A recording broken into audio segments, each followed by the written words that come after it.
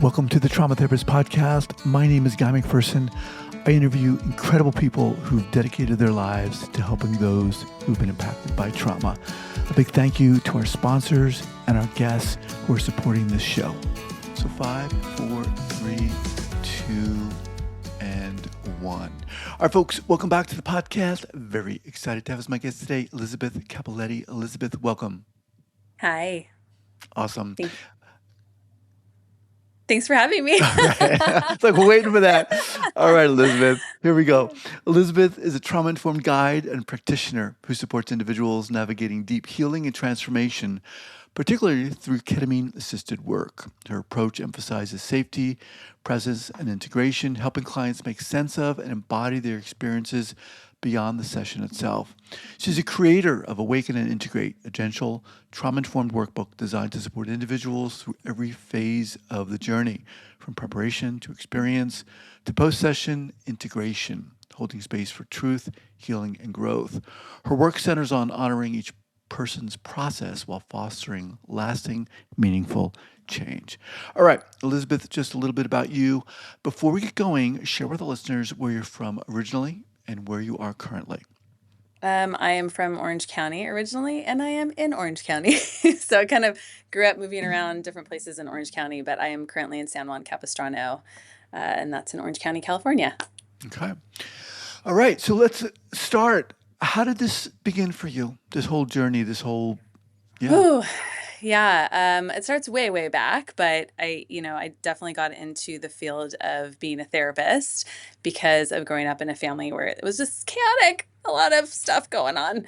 And as I went on, I was actually going to be a kindergarten teacher, but then I took a psychology course and absolutely just fell in love with it.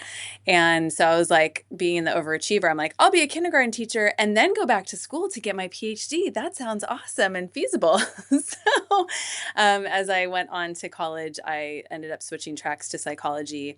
And my aim initially was to go in to help to teach people to do something differently than what I experienced as a child. Like, my parents got divorced and it was just so much talking about each other, and it was just such a difficult thing for me. So I wanted to teach people to work on themselves.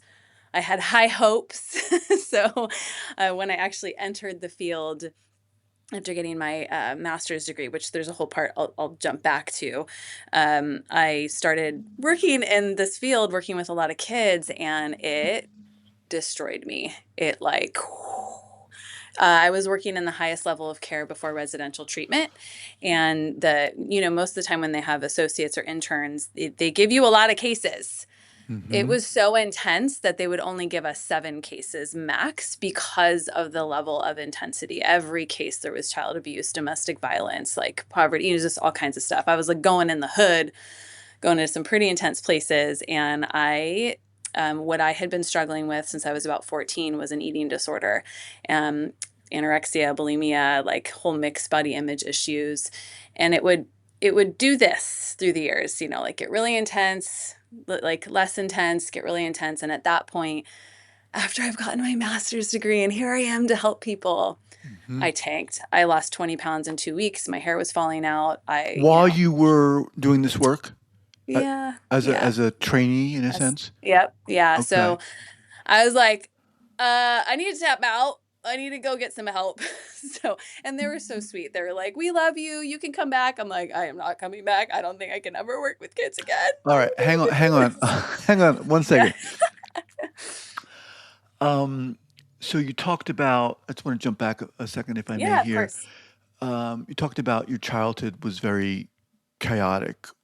Yeah. Parents were divorced, talking back and forth about each other to you guys, or you just heard it, or? Oh, no, I both? was like a therapist well before I Okay. became a therapist. Okay. Yeah. Okay. I'm a little curious if we can talk a little bit more about how you experienced that and how that impacted you. It was a lot. I have 2 brothers, an older one and a younger one, and there was a lot when I was going to grad school. There was these red flags that started coming up for me, but I kind of, meaning that we would learn about, it's a red flag or a kind of an indicator of like some stuff happening when people have huge blocks of memory that they don't have. And so for me, a lot of it I blocked out. I like literally didn't remember most of my childhood. I can't remember a lot before I ended up moving when my parents got divorced. There's little blips, but it was very, very sparse. And there was things I remember hiding under the table when my parents were fighting and screaming at each other. I remember, my brother was awful to me. He still apologizes for that, so I'm not trying to throw him under the bus here.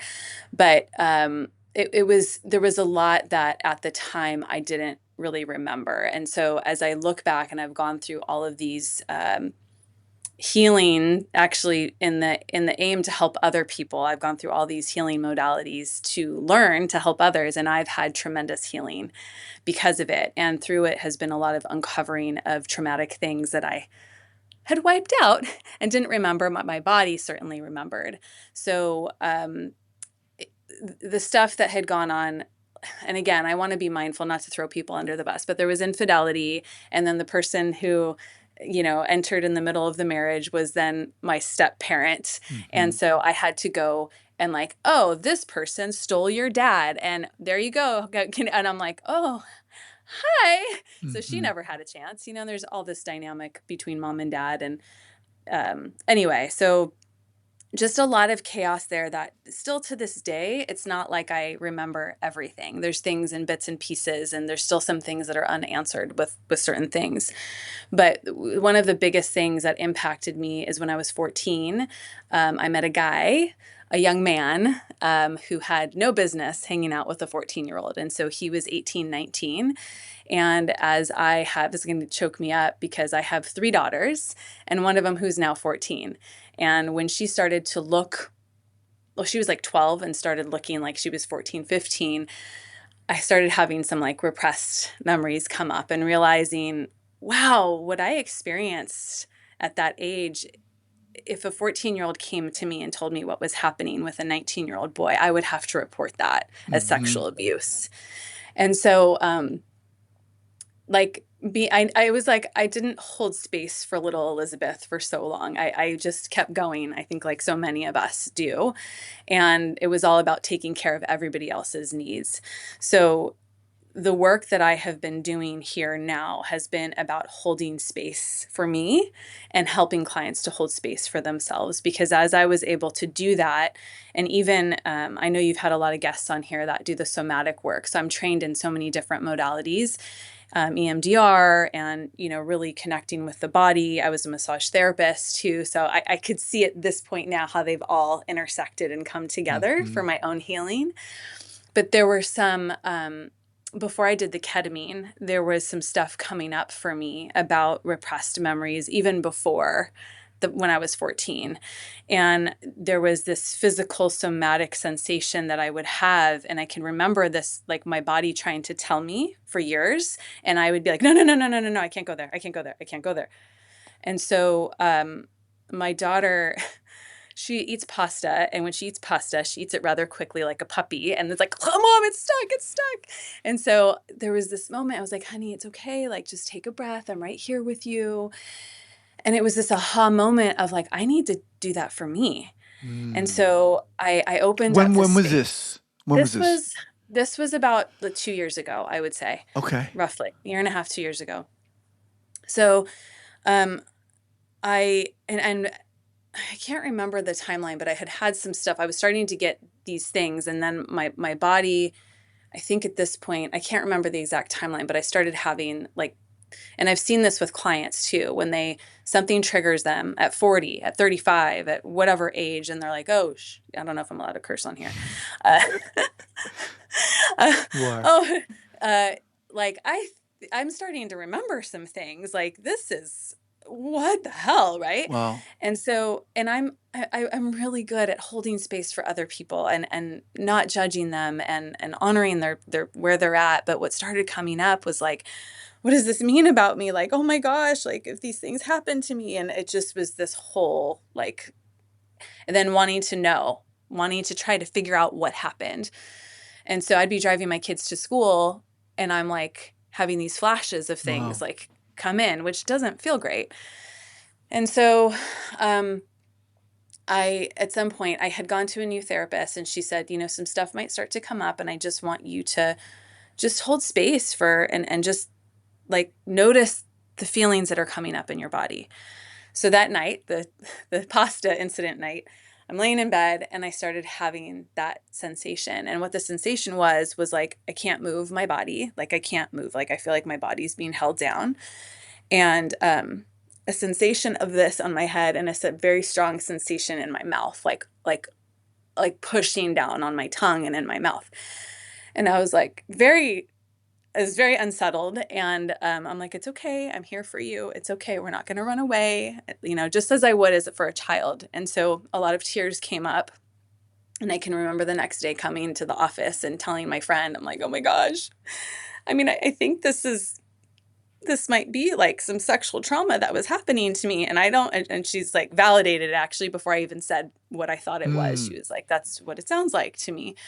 And so then more of this stuff started coming up, and it was like the floodgates were opened, and it was like, PTSD starting to happen. Like, again, I'm having a hard time being present with my kids because I'm getting flooded and I'm wanting to know more and more and understand. And around the same time, there's a place called Renew Ketamine over by me, and they do ketamine infusions.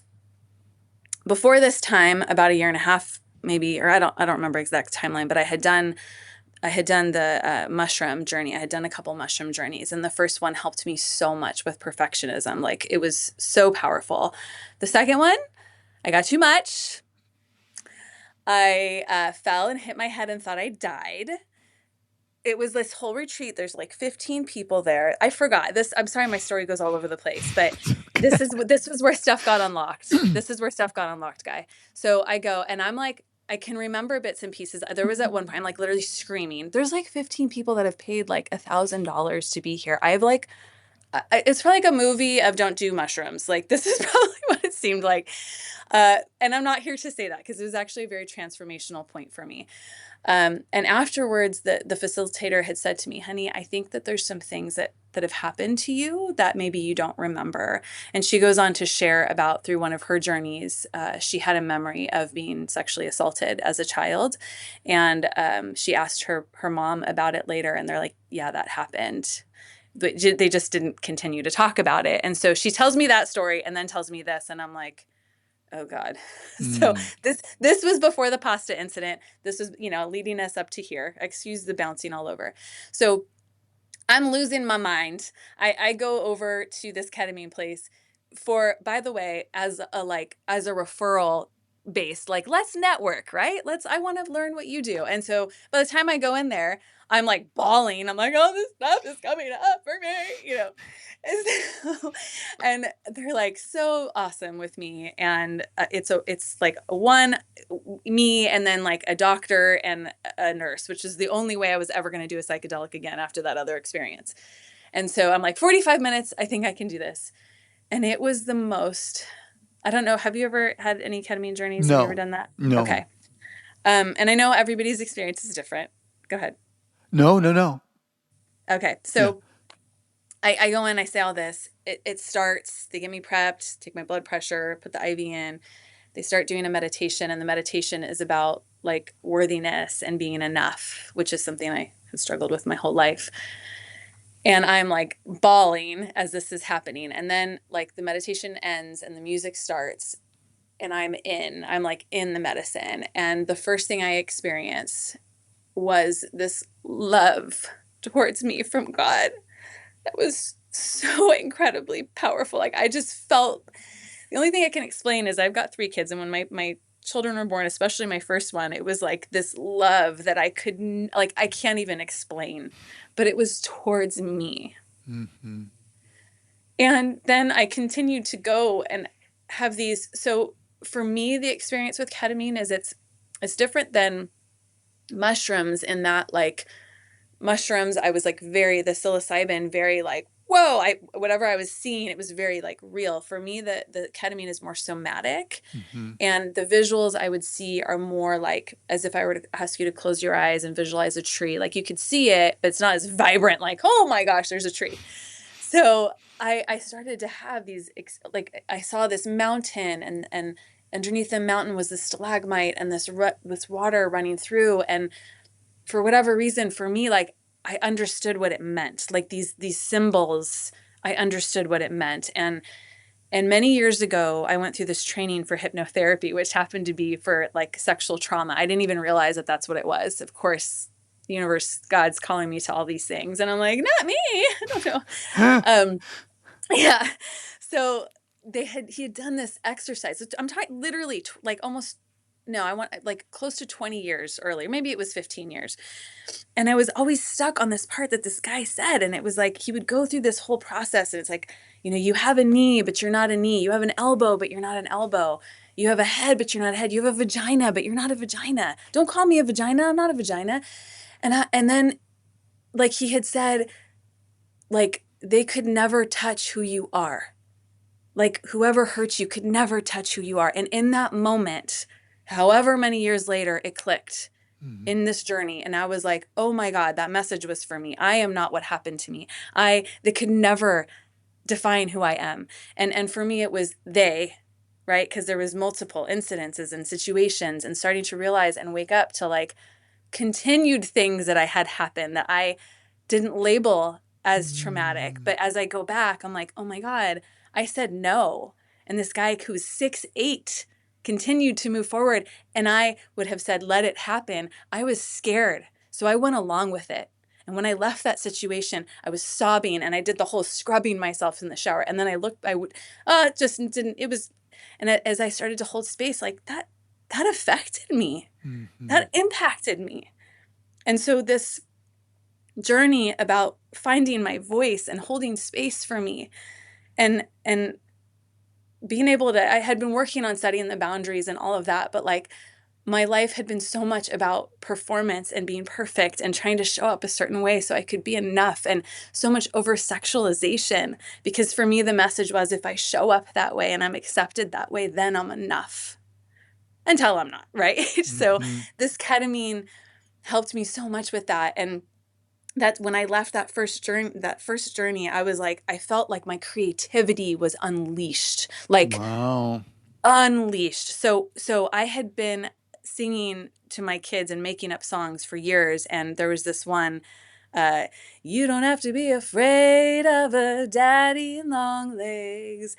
My voice is a little shaky right now, but I was like, I'm going to record this song and I'm going to make a book. So I left that ketamine treatment and I made this kid's book on Canva, and I went and I did this, and then I recorded the damn song, and I was like, I will record it in my closet if I have to, because this girl, I have a voice and I'm going to use it. Wow. And it was such a powerful thing for me. So it's on Spotify. My husband's music is in the background, and don't judge me by what I just did right now. My voice is a little shaky, but I have a good voice. I have a good voice. And so if you want to go and listen to it, but the whole thing is how you don't have to be afraid of a daddy long legs, and that their mouth is so small they can't bite you, and this whole thing. But I also realized this book isn't just about a spider. It's about being able to know more about things and understand it, because when you understand it, it's not so scary. And this is the other part. I struggled so much with anxiety in my life. And when I have started to do the psilocybin journeys and the ketamine and the integration work, things completely shifted for me. I felt free, because Wow. Guy, I had been holding on to these things that no wonder I was scared. No wonder. Let me just stop you for a second here. First of all, you're incredible. You are, seriously, you have this incredible presence about you that I can feel, and this openness. And for you to come on here and to be sharing what you're sharing is very powerful. People listen to this, and of course, we're all going through our own shit. We are.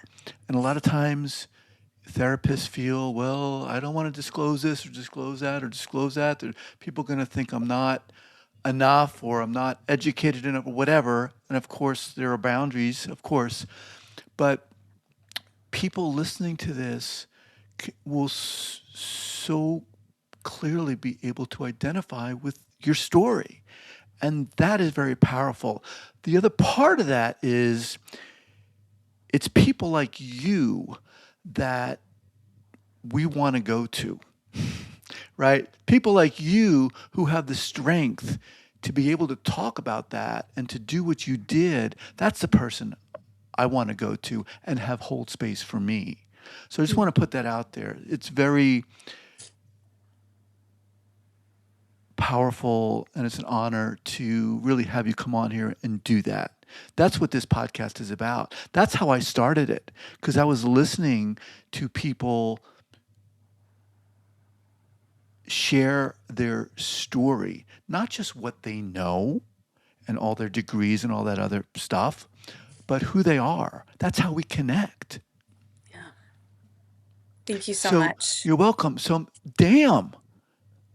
Like seriously, it's man. Was there any fear at all going into these psychedelic experiences or these ketamine After the experiences? second time, when I tell you, I mean, if I could bring my friend in here and tell you, I mean, it was scary. Like I didn't even, my husband knew that I had gone to this journey to do this. I didn't tell him for weeks until afterwards because I thought I died. I think so. I, I I was working on overcoming fear, and there was bad choice of where they put where we did it. There was a swimming pool. This is November. There was a swimming pool, and I was like, "How am I going to show that I'm brave?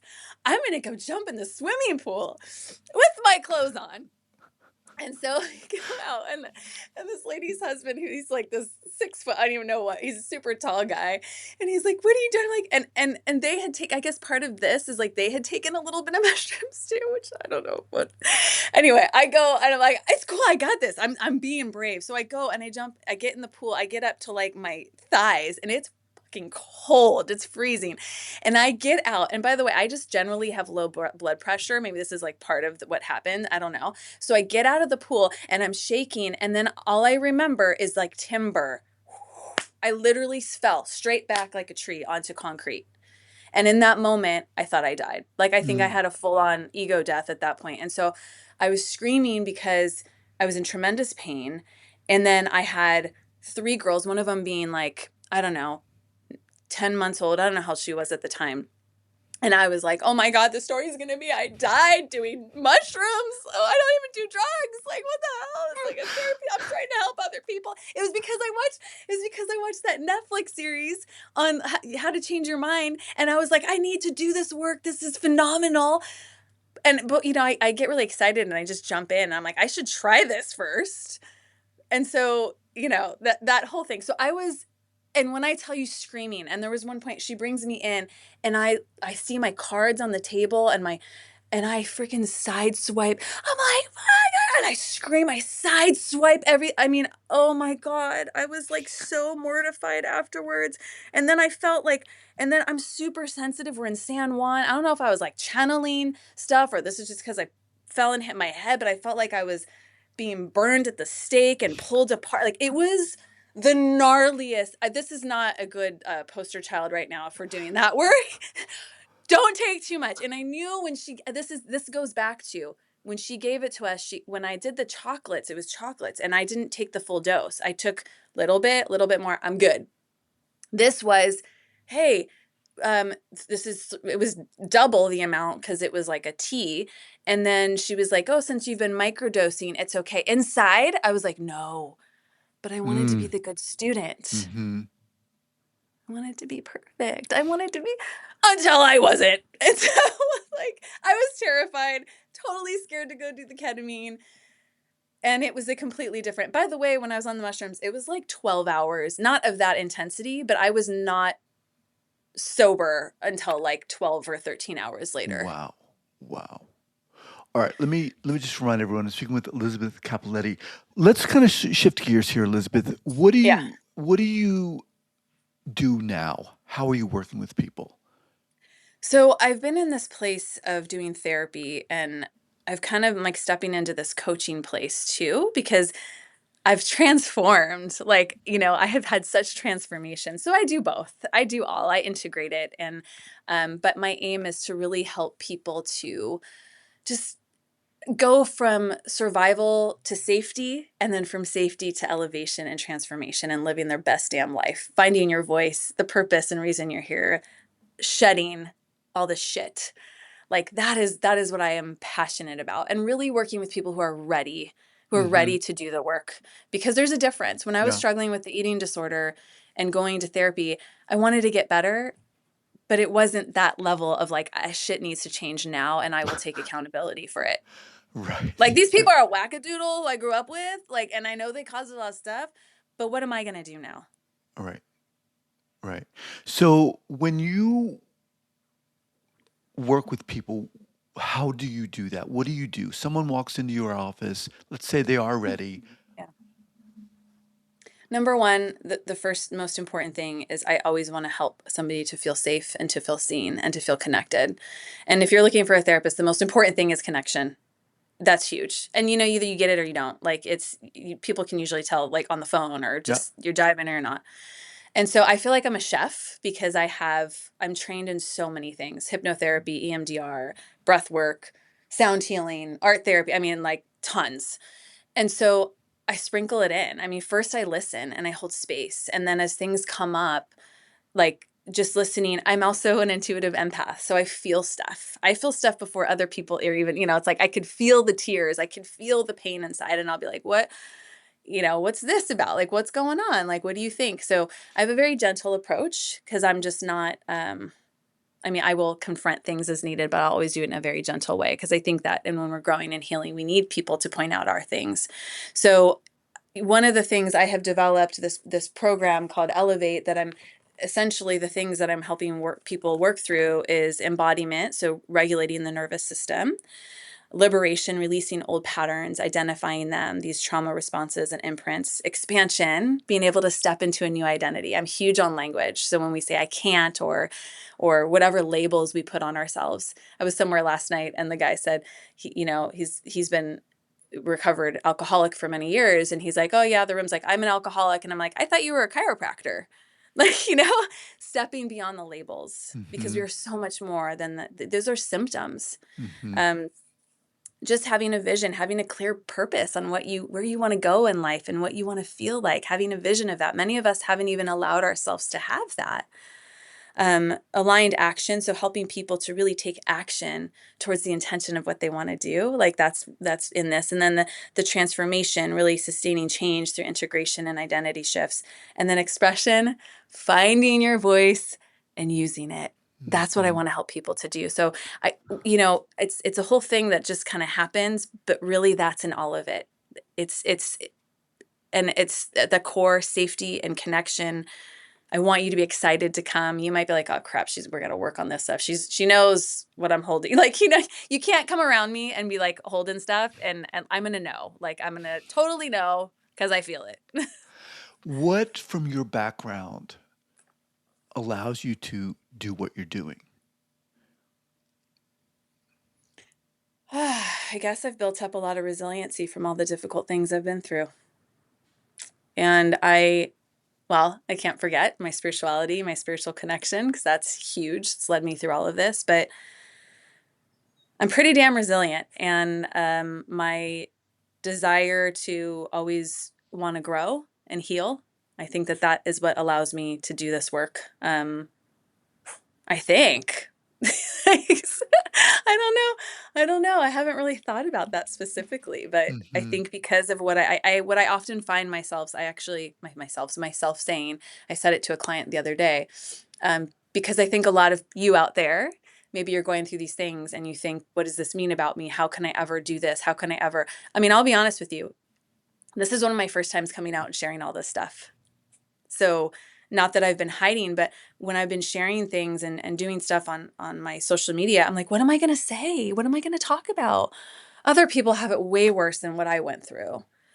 Or what if somebody finds out I was dancing on tables when I was wasted at the bar? I was really good at dancing too, but like, what if somebody has a video of me? Now I'm like, I'll own it. I Mm-hmm. shook it. I didn't take anything off. And even if I did, whatever, it was where I was at. I'm not judging anybody else. I'm not going to judge myself for that. So I had said to this young girl, I said, what I went through is why I'm able to do what I do. and the fact that I've overcome it, because, Mm-hmm. you know, I'm still a work in progress. I always will until the day that I die. I'm always working and growing. So just because you're walking through something, like, actually, I would say, because I can't tell you how many people have told me this, that are very sensitive. And I thought, oh, I'm too sensitive to be a therapist. I'm like, that's what's going to make you a damn good therapist. That's what's going to make you really good at what you do, is because you're sensitive. Can you imagine? Like, how could I do this work and not, Mm-hmm. had I not walked through what I went through? So hopefully I answered your question. You did. Yeah, I appreciate that. Just jumping back to when you were talking about working with those kids and how a lot of things were coming up for you. Um,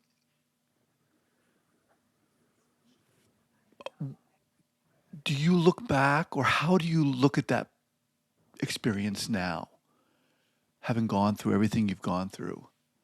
Well, the funny part is that when I went back to work and I answered an ad, I made sure I wasn't going to work with kids again. And the ad was working with adults. And when I called and they finally called me back, it was working with kids.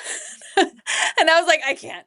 And I went in and it was vastly different. And so there still was a lot of stuff, but um, it it taught me, actually, what it taught me is that it's not my job to fix anybody else. That was what I learned, because I thought that's what I needed to do. And when I let go of that and I understood, I'm a guide, I'm a teacher, I am a healer, but healing happens like through me. Like, I feel Mm-hmm. like from divine source, if you want to call it God, whatever word you want to use, I say God, it flows through me. And sometimes I'm like, where the hell did that come from? Wish I had that on record. That was amazing. Um, Not my job. I can't fix anybody else. How can I work for 1 hour with somebody in a week and they have all those other hours? Like, I can't control Right. that. Elizabeth, love it. Love it. All right. How do people learn more about you, what you do? Elevate with Elizabeth.info. I Okay. couldn't get the .com. Sorry, guys. So elevate with Elizabeth.info. And I'm on social media, Elevate with Elizabeth 1 for many of them, because I couldn't just get Elevate with Elizabeth. So I'm rolling with it. Done beats perfect. Done beats perfect. Right. Now, you had an offer for our listeners. Oh, yes, I do. So, as you've seen and heard, I have struggled with a lot of anxiety through my life. And so I have taken the 20 years that I have learned, grown, all the trainings, and I put them all into this one offering in this program. It's called Break Free from Anxiety, A Return to Yourself. And in it, I share stories. I have like so many things that kind of go into, because a lot of us have anxiety and don't even realize we have it, like, legit. I'm just being smart. I'm just being wise.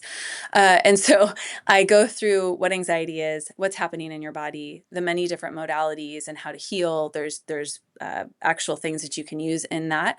And so if you use the coupon code GUY50, capital G, and then your name 50, you get $50 off. So won't be very much. And I just, my hope is that you can also come and get a lot from the social media stuff that I'm doing and other free things that I offer too. Awesome. So that's Break Free from Anxiety. No, just go to elevate.with-elizabeth.info. Okay. Oh, Break Free from Anxiety, the Return to Self is what I call that program. The Return to Self. Okay. Yeah. Okay. Because that's what it's all about, instead of avoiding ourselves, And we'll have that linked up here at the show notes page at the traumatherapistpodcast.com. Elizabeth, awesome meeting you, and I really appreciate you being here. Yeah, I appreciate you having me. Thank you so much. We'll be in touch. Okay.